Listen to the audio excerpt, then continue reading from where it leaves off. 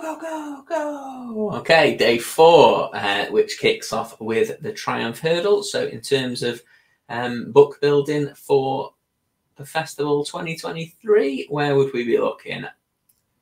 Well, Triumph's obviously a tricky one, isn't it? Again, not one you want to go overboard with. The amount of 3-year-olds that were brought out of France, the amount of 3-year-olds coming off the flat, and actually flat and National Hunt 3-year-olds out of France as well. So you've got a real mix. You're never quite sure what's going to take to hurdles.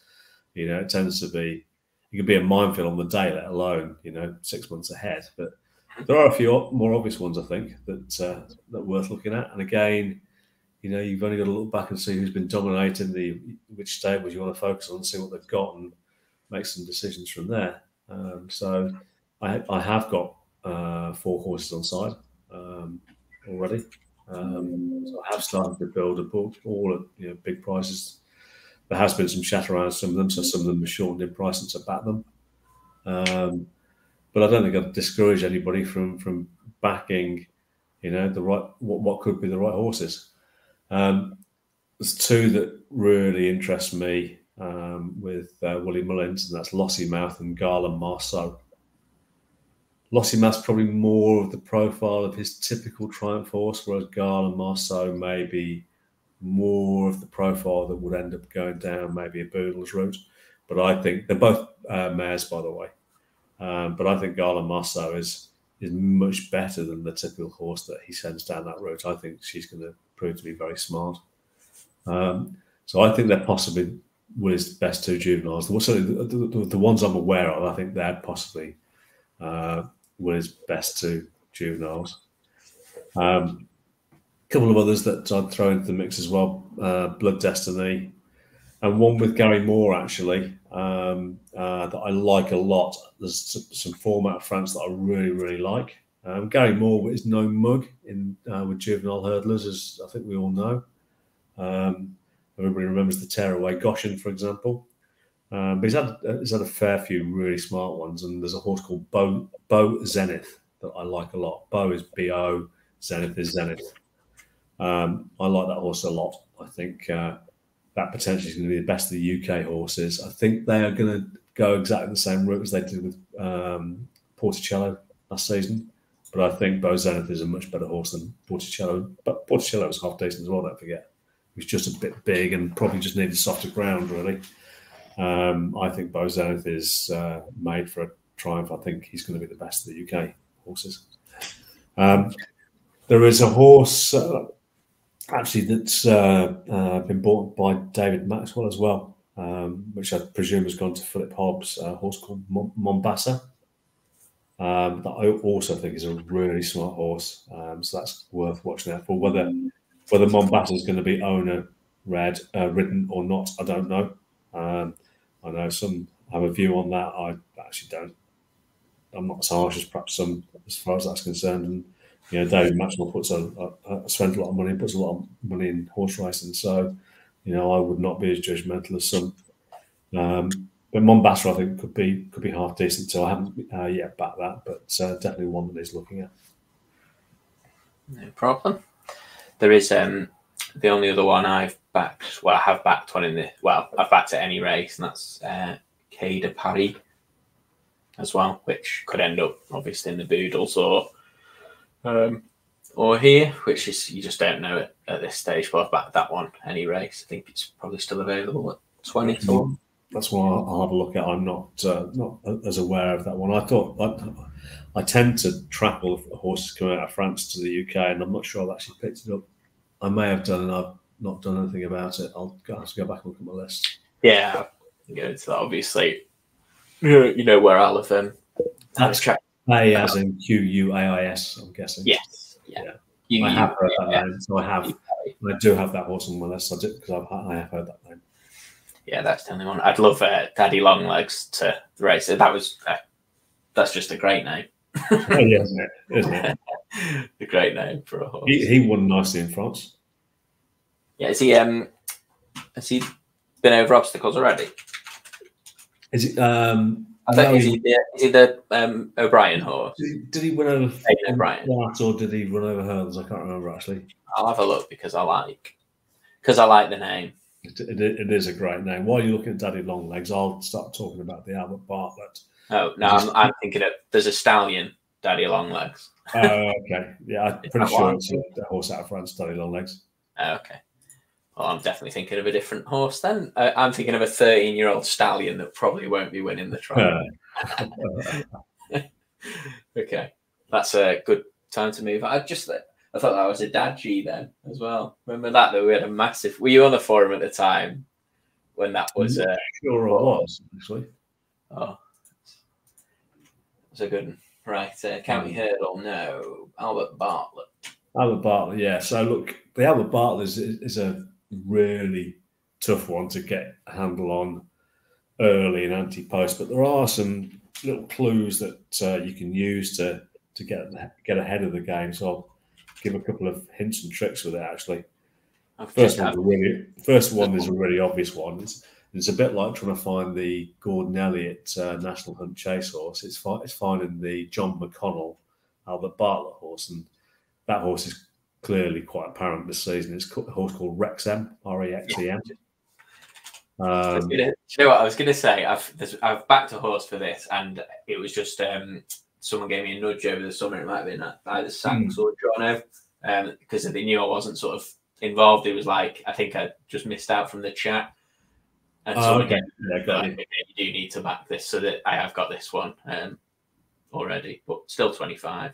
Yeah, and I also happen to know that he is going to be targeted at the Chatham October meeting, which follows the same plan. So he'll make hay while the ground is half decent. He won't get a tough time on heavy winter ground, and then they'll bring him out a fresh horse in the spring again. So and I think he could possibly be the best of those that we've seen from John McConnell in the recent seasons. I think he is going to turn out to be a really useful horse. Was it you that gave me the nudge? No, I don't think so. Cheers. No, look, why would I? So, only joking. I may have done, actually. I'm not 100% sure. The other thing I like to do is look at all the Punchestown bumpers. So the Punchestown bumpers can be quite revealing, actually. So, start to look at some of those races as horses that often turn into Albert Bartlett type. So I've got a handful of horses there, 3 horses that I suggest that are worth looking at. Sir Argus, which is Argus, Green Glory, and Tagman. So they're 3 horses that I'd be interested in as for having Albert Bartlett campaigns. Sorry, mate. Tagman, Green Glory, and Sir Argus. Argus is Argus. Got it. Thank you.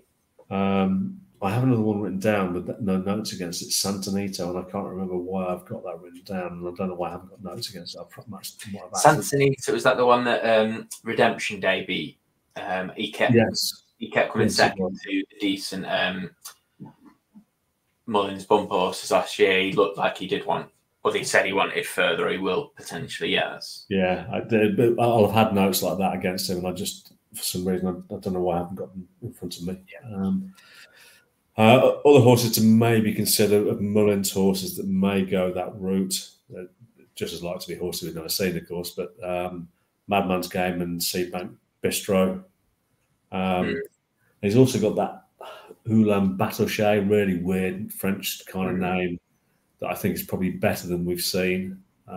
Just again, I'm only saying these horses, tracker horses, really, not to go and put a load of money on. American Mike's, you've got to keep an eye on, because I think if Facile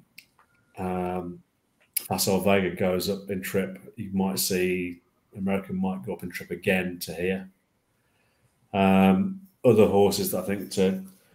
Oh, actually, one more that I should mention that I was interested in last year that picked up an injury is Let's Be Clear About It, of Gavin Cromwell's. Gavin Cromwell's got previous with the race, and I think Let's Be Clear About It, assuming he's completely clear of that injury, could be really smart.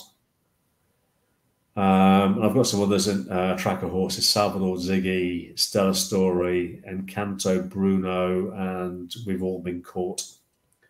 So I've got all those in as tracker horses. So I like to keep an eye on horses that I think have the right kind of profiles for this race, and if I can get ahead of the game with them, I always try to. And it's a tactic that served me well, actually. Really trying to spot the Albert Bartlett types. Yeah, I think you can. Although there can be a lot of runners, you can get a book in this race. Yeah, agreed. Because there are just certain types, aren't they? Yeah. Okay. Well, what's next then? County. Go to the Gold Cup. Gold Cup. Should we say that's a last? Yeah, let's say that's to last. We can do, and then which means we're going with the Mare's Chase, I think. Or Hunter's Chase. Not much point in. I won't be building a book in that, I don't think. No, look, I haven't not early on anyway. I haven't taken a position on that yet at all. So, and probably won't really take a position on it until... No, I ignore that race. Horselet would be the one that I would be probably most interested in at this stage. I may well put him in my book at some point in the next few weeks before going to Chase the Start, because I think he's particularly useful. Yeah. Not really interested in too much else at this stage, this early stage. No, it's not a race. I make a booking, so I won't waste any time on it. Absolutely. Mare's Chase definitely is one that I'll be having a book on now. Yeah, there's 4 horses I'm interested in. There's 3 that I backed.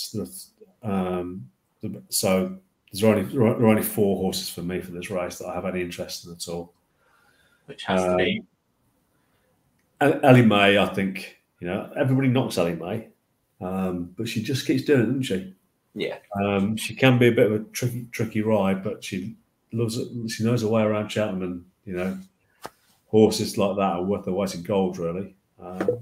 And given she's last year's winner, and she's still available at an each way price, I think she's very backable, actually. Do I think she's vulnerable? Yes. But for book building purposes, how can you leave her out? You just can't. No. Scarlet and Dove's cross form with her means you've got to have Scarlet and Dove in your book. I think Scarlet and Dove around the 10s, 12s mark, something like that. Maybe. Yeah, 12 to 1. I think that's absolutely fair enough. And the one that I think is the obvious one, because we know that she's headed this way now, is Allegory de Vassy. She might be too short now. I think she might have been backed, actually. She's what price is she? Definitely gone from 8s. She's only 5s now. Yeah, that's too tight, really. So you might be wanting to roll her up. I backed her early, to be fair, so I don't have that challenge. You do. You do want her in your book. Yeah, you'd back people to beforehand and wait for an entry for her, wouldn't you? And she's the kind of one that I think races like that, they're not high profile enough. You can still sort of back during the race, like see how she jumps the first few. Yeah. If you wanted to wait that late or straight after the race, like depends how early she comes out and how hot the bookies are. And you've got no chance on like champion chasers now or anything high profile, but the Mare's Chase is not a race. Well, hopefully. Yeah, the thing is, you've got to be careful with it, haven't you? Because if you do wait like that, she jumps like a stag. You're now facing 2 to 1 or 5 to 2, and you're thinking, "Damn!" Literally backing during the race. I think I'd be more tempted to maybe play the SP favourite game. Yeah, that's a good angle. I've not actually done that before because I've had, and obviously you can't do the related double, but I didn't realise that was a workaround. That's not a related double, it's an undefined horse. Yeah, it's a good loophole. Bookies might watch. Yeah. They can do about it though, isn't it? Oh, there's another one of my accounts closed down. Yeah, okay. And any other that you... Yeah, there's one that I want to back. She's only, I think, I haven't checked in the last few days, but she was only priced up with one bookmaker at 8 to 1, and that's the Glancing Queen. So I do want her on side. If she's priced up at something half decent, I may add her now. You've got 20 to 1 at Unibet, 14 to 1, 365, and then 10s in a few places. 10s I wouldn't be considering backing. I don't have access to 20s, unfortunately. In fact, I don't have access to 14s either. So I'm still snookered. Fair enough. I think someone can help, maybe. Mount Ida.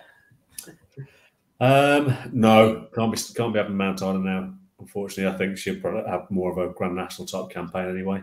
What about put the kettle on there at 25s? No, I wouldn't be surprised Again. if it was a broodmare now. I haven't heard anything specifically, but I think if I was the owners, I think she'd be already in the breeding sheds.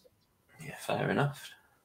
Just give me 2 seconds. Wife's ringing me. You'll have to chat. I'll bring the Gold Cup up. Yeah, so in terms of the Gold Cup, you know, there's two ways of looking at the race. You can look at the race and say it's a wide open race, or you can look at the race and say it's a 2-horse race. I think for the purpose of building the book, you have to build a book around a Plutard and Galopin Des Champs. You know, again, getting them on early enough was really important. I was fortunate enough to do Galopin Des Champs before last season's festival for the Gold Cup, so I do have a nice price on board for him, and I did do him for the Gold Cup rather than any race. I can't remember what the any race price was, and I do have a mild regret that I don't have the any race price. But anyway, by the by, gave me a nice cornerstone for this race, and I have actually rolled him up a couple of times as well. So I've got a strong position on Galopin, and I've been rolling a Plutard up over the summer as well. So I've got a good Dutch position between those two. I've also got a position on Hewick, and I know a few people backed him after the Kerry National or whatever it was recently.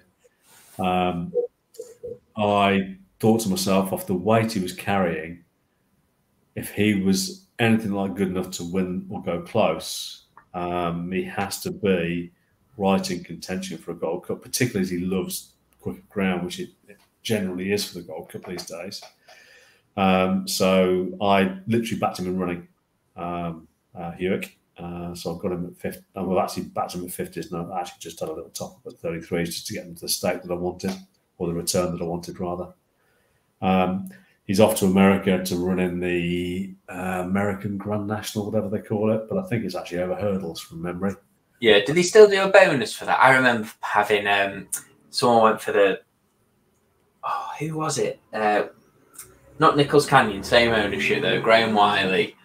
And they had Shane's Hill. Shane's Hill, yeah. Shane's Hill and the other one. Bally Hill? What was he called? Bell's Hill? Bell's Hill, yes. Bell's Hill, yeah, those two went over, I remember. But there's a horse I really, really fancied that was 100 to 1. And he won it and then didn't end up running. But yeah it is over hurdles, yeah. Well, I think the plan with Hewick is that he goes over to the States, then gets some time off, and they bring him back as a fresh horse for the Gold Cup on the better ground. So, and I don't, he's the kind of horse that has run to a race and puts him right in the mix. But he's not going to be a fashionable or trendy horse. So, that's it's one of those situations where you're going to have to act on faith. But those kind of prices, then why not really? Yeah. I had a bet on Manila Indo to place in the Gold Cup. So he's in my book to place. I think that's the Sky bet to place. I don't know whether it's still the same price, but he was 5 to 1 to place in the Gold Cup. I suppose other horses you've got to consider Long Press and a Hoy Senior, a Statler, Fruit de Laine, all as second season chasers. They fit that profile, don't they? Yeah, I love Long Press. I love it. Well, I think his campaign is going to be geared around the Gold Cup. They've said that right from the outset that they're going to really look after him this season. And I like horses that are looked after for Gold Cups. If I want to get them there as fresh horses. Yeah. Do you think he'll go for I don't think they've outright discounted the King George, but I think they said, highly unlikely that they'll try and keep him fresh. I would imagine he'll have an entry, and if the race cuts up badly, they might be tempted. It'll be that kind of thing. Yeah. This is just looking. There's loads, so I will definitely be making a book in this race. There are I like so many of these horses, but it will just cut up, and they won't all get there. So I tend to, and they just overreact sometimes to a horse getting beaten. so some get pushed out. So I'll sort of be waiting until we see some entries and potential like clashes and sort of reacting then. So it'll be very much a work in progress. Well, I think a lot of it is about, for me, with making a Gold Cup book, is about predicting what's going to happen in the trials. Yeah. Because, Gold Cup winners aren't often just the horses that have 1-1-1 after the name. They do get beat during the season, Over here, you've got Betfair Chase, you've got King George, you've got what was the old Pillar Chase, you've got so many you've got trials, but probably only 4 or 5 suitable trials across the season. So horses do have to meet each other, and it's similar in Ireland. I mean, Willie does a pretty good job splitting his up. He's sent Al Boone Photo to Limerick, for example. Is it Limerick? It's Limerick, isn't it? Tramore. So there are other ways of campaigning them, but they have to go and run in Grade 2s or something for lesser money to get them ticking over. But often you do see those clashes, and if you can predict what's going to happen, you can play those angles quite nicely. One you're backing before the race, and the other one you're backing after the race. Yeah. So I agree with that approach with the Gold Cup. That's something that served me quite well over the years. What about I guess with Allaho, you just wait, and if you see a 3 mile entry, you start looking at him then, or would you not bother? Allaho. I don't think I'd back him for the Gold Cup at all, actually. No. I think you'd have to back it up. Be a pretty big hole. If he won a 3 mile chase and they went there, he'd be a pretty big hole. He'd go off. Sure. He would. You'd have plenty of time.